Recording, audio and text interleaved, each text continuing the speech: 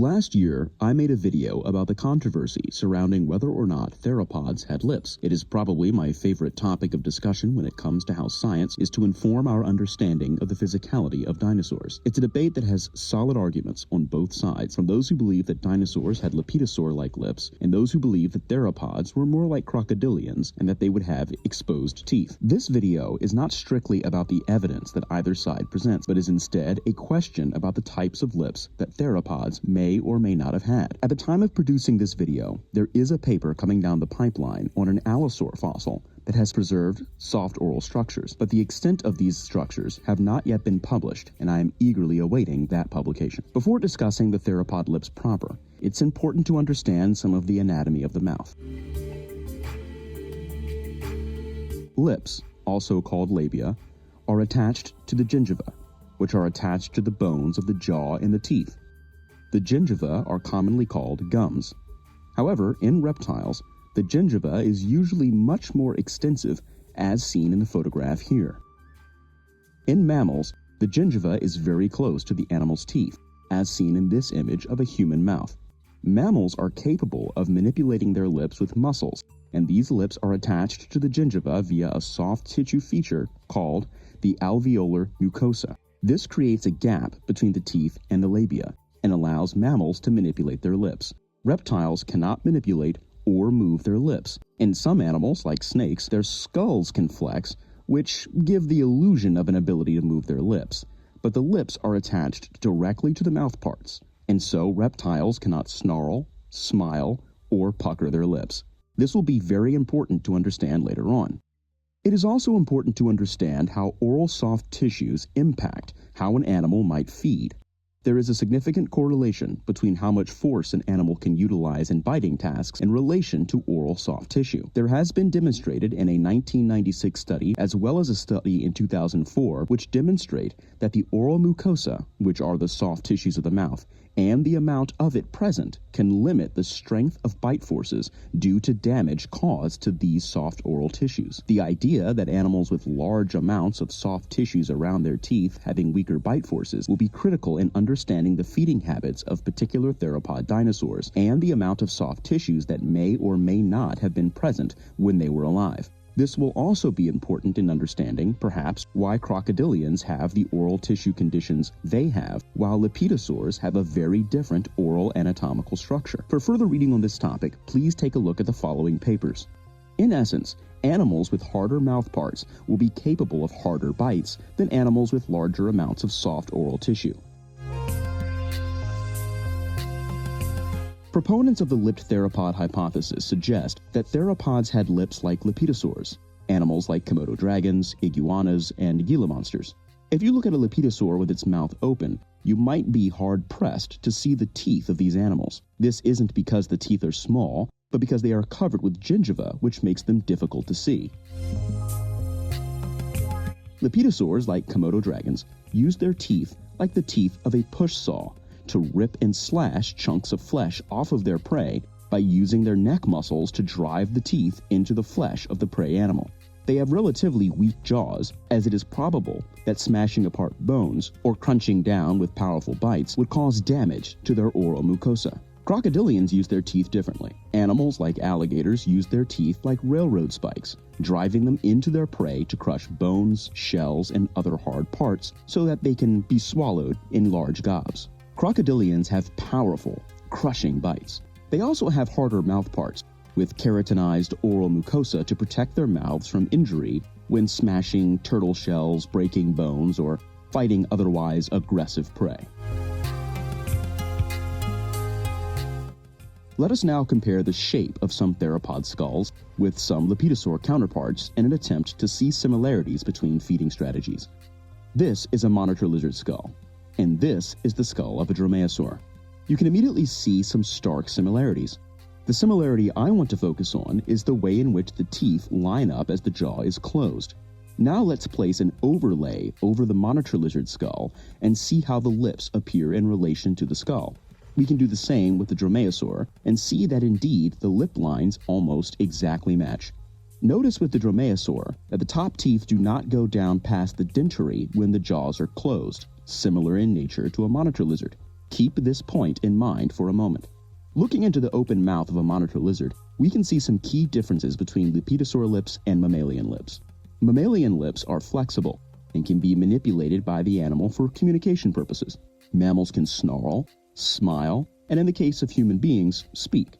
In mammalian lips, such as in the case of this lion, one can see that there are deep pockets separating the lip from the dentary. This is not the case in monitor lizards, or any lepidosaur that I know of, as their top teeth do not extend past the dentary. What I'm getting at here is that lepidosaur-like inflexible lips pose a problem for some theropod dinosaurs, from what I can gather.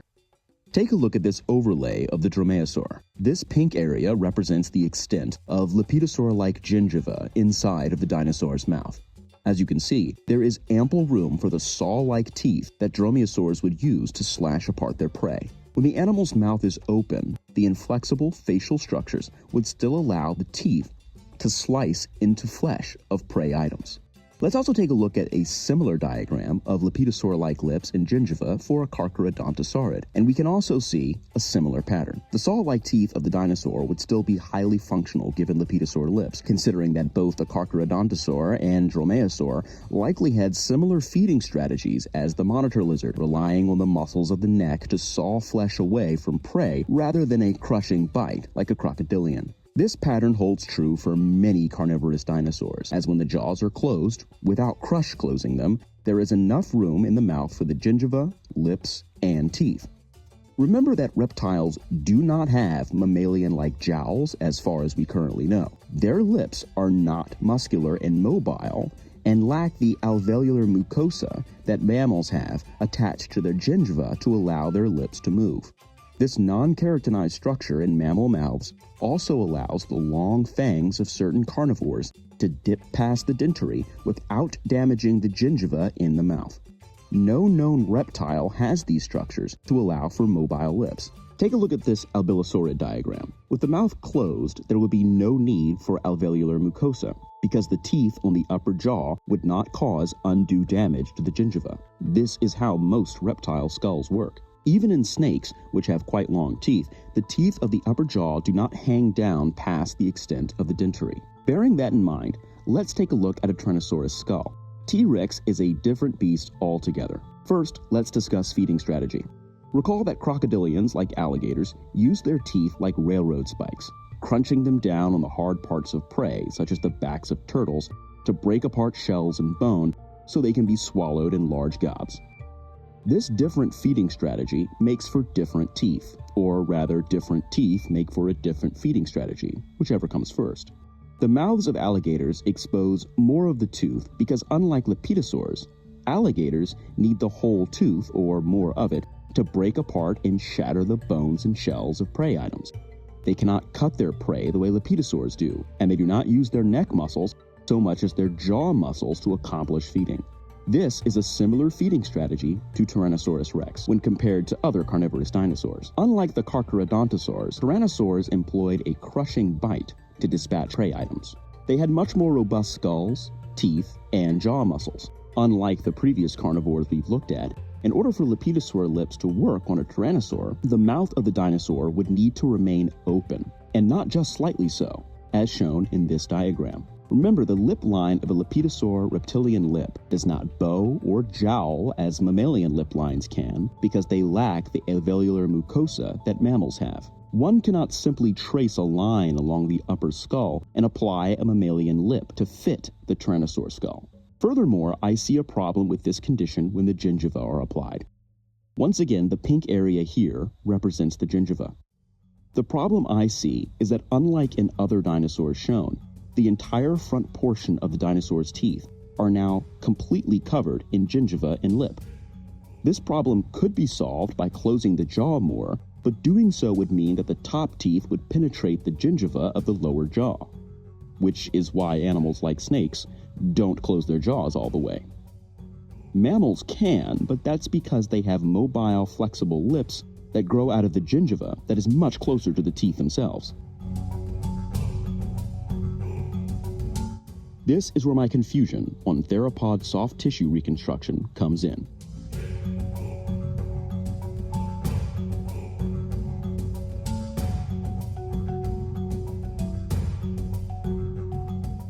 When I look at most theropod lip reconstructions, the lips look nothing like lepidosaur lips.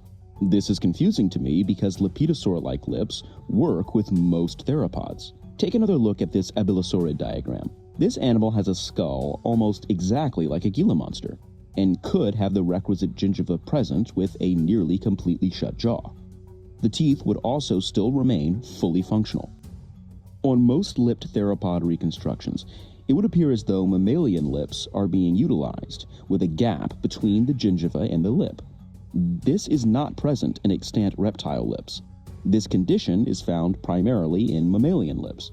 Even in a landmark paper written by Mark Whitten illustrates Tyrannosaurus with mammalian-like fleshy lips rather than the scaly lips actually seen in lepidosaurs that he directly compares Tyrannosaurus to. If Tyrannosaurus had lepidosaur lips, it's entirely probable that very few of the teeth in the top and lower jaw would be plainly visible, even with the mouth wide open. Yet in almost all artwork depicting Tyrannosaurus lips, the maxillary teeth are visible when the mouth is open. This should not be the case. Now, I understand that some may argue that Tyrannosaur teeth were simply too long for total gingiva coverage, and I would agree, but that's because I am now unconvinced that Tyrannosaurus had lepidosaur-like lips. Other theropods likely did, in my opinion, but not Tyrannosaurus. Consider that snake teeth, monitor lizard teeth, and Gila monster teeth are all long in comparison to the skull, but they are still not immediately apparent on first glance when looking at any of these animals with their mouths open. This is because, as stated earlier, the maxillary teeth at no point extend beyond the upper margin of the dentary. For these animals, this condition works out perfectly well with how they feed.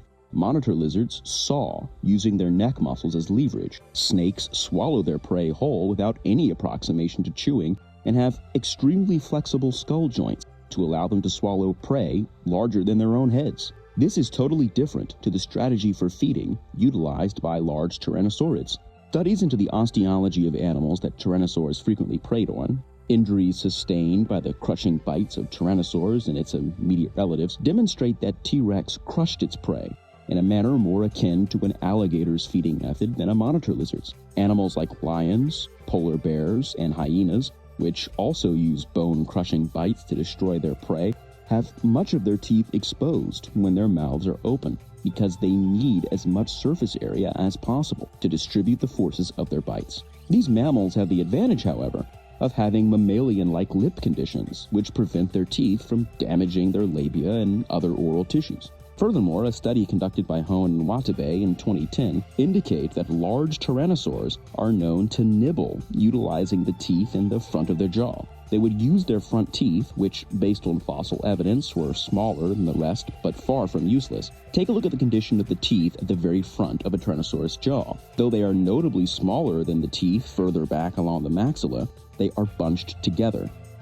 Now, I am not here to speculate on behavior, only appearance and function. But based on the fossil evidence, these teeth appear to be this way for a reason, a useful reason. If they are completely covered in flexible gingiva, as they would be if they had lepidosaur-like lip orientation, how could these front teeth be utilized at all? They could be used if they had mammalian-like lips, as shown in Whitten's artwork and in most paleontological reconstructions, but this would require the presence of soft tissues not seen in any extant reptile as far as I know. We have data that indicate that Tyrannosaurs had strong sensory capabilities along its snout, much in the same manner that alligators and crocodiles do. With huge stacks of gingiva between the snout and the scales of the exterior of the labia, how could this sensory capability be utilized? The face of other theropods with sensory capabilities work even with lepidosaur-like lips because the gingiva would be less dense. But the skull shape of Tyrannosaurus seems to require huge amounts of gingiva in order to account for the teeth. To better visualize the issue with lepidosaur lips on Tyrannosaurus, I had a 3D artist create some animated tyrannosaur heads based upon a 3D rendering of a Tyrannosaurus skull fossil. By building up the soft tissue around the skull in 3 dimensions, it becomes far easier to understand the advantages and issues with lepidosaur lips on this particular animal. Let's first look at the skull without lips. Here, there are very few issues, except for the problem of tooth wear, which will be addressed later. As can be seen, the Tyrannosaur would easily be able to employ its crushing bite like an alligator, without soft lip tissue getting in the way of its means of dispatching prey. The jaw can close all the way. Note that this still isn't crushed closed, as no bones are being broken when it's closed. And the maxillary teeth do not cause damage to any tissue in the dentary. This is the traditional means of depicting a lipless tyrannosaur. Next, let's look at how tyrannosaurs are typically depicted with lips. This more closely resembles a lion or a bear than any known reptile, and it has to be this way, because if not, as we will see, various anatomical problems seem to result.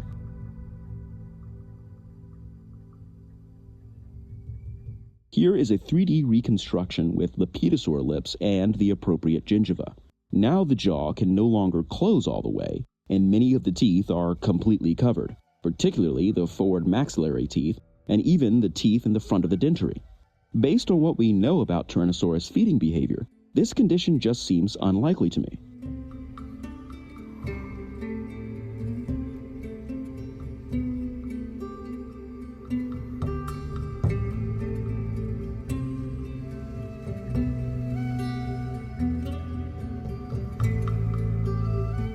So what condition did Tyrannosaurus have with its lips? It would appear to me that they must have had some sort of reduction in their labial structures, or their evident feeding process would be problematic to say the least. Does that mean that they had completely exposed teeth? Probably not. Not even crocodilians have completely exposed teeth. Parts of their teeth are exposed, but there is soft tissue concealing much of the tooth as it grows. The question is, I think, to what extent did the soft tissue cover the teeth of Tyrannosaurids in particular? And why is it that the condition of tyrannosaurs appear to be so different from most other theropods?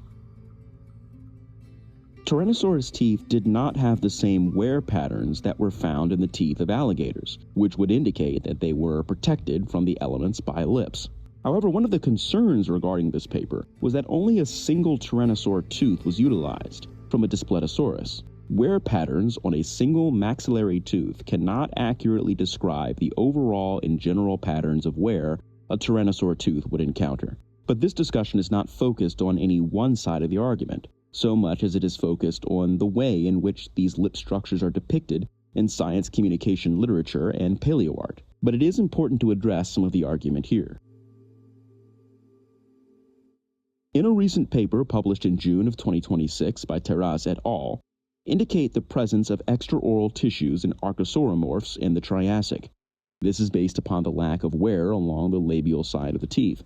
Something, be it a physical covering or something we aren't thinking of, is causing these archosaurs to have better conditions in their teeth than alligators and crocodiles. That much is certain. However, even in the paleoart recreations of the archosaurs for this paper, the inner mouths of the chosen examples are illustrated with more mammal-like lip structures rather than reptilian lips as seen in Lepidopterosaurs.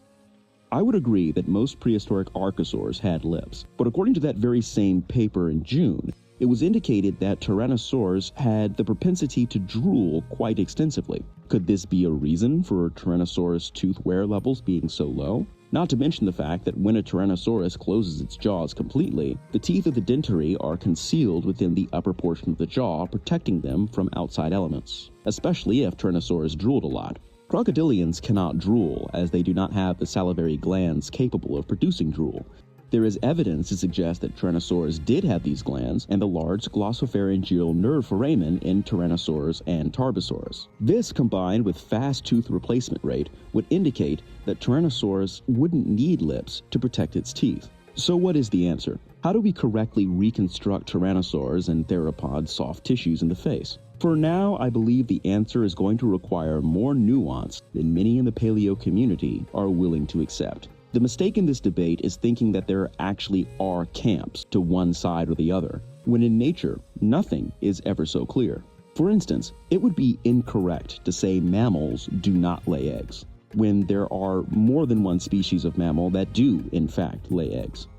One could say mammals are hairy animals, but dolphins and whales do not have hair. One could say that reptiles are cold-blooded, but birds, which are reptiles, are warm-blooded. It is possible that theropod dinosaurs did have lips, except for Tyrannosaurus. Also, this problem exists in Ceratosaurus, but, no one cares about that guy. I know there are some which would find these lip conditions for Tyrannosaurus and Ceratosaurus ludicrous. But again, I ask you to consider the egg-laying mammals. Nature does not care what you or I think makes sense. I think the problem with this debate is an issue present in many debates in paleontology. Both sides of the argument take the controversy as something to win rather than something to learn.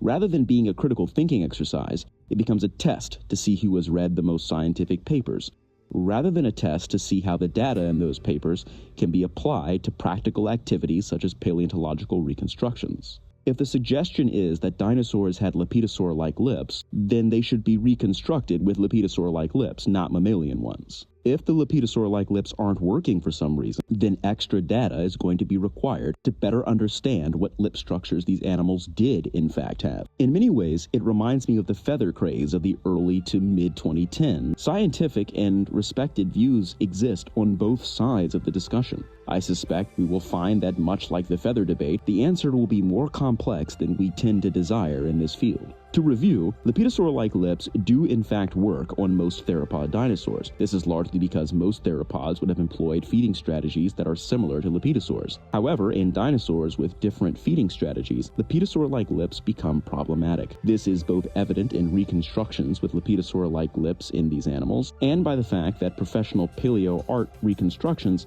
never give them reptilian lips and instead give them mammalian lips with soft tissues not commonly found in reptiles at all. Large tyrannosaur feeding habit likely preclude the presence of lepidosaur lips, yet their teeth still manage to avoid the terrible wear that alligators and crocodiles experience, assuming the single tooth from the Whitten paper is a good exemplar. It is possible that tyrannosaurs had overactive salivary glands, and that these glands coated the teeth with saliva to protect them from the elements if they were totally or partially exposed from the mouth. Nature rarely works in a one-size-fits-all manner, and different evolutionary strategies result in physical differences that can be well outside the envelope of normal for any group of animals. If dinosaurs did have mammalian-like lips, perhaps there is some indication of this in the bones that I'm unaware of and would be excited to see. For now, we have to continue to wait for either a good mummy or the upcoming Allosaurus paper to get better and better understanding of theropod soft facial tissue.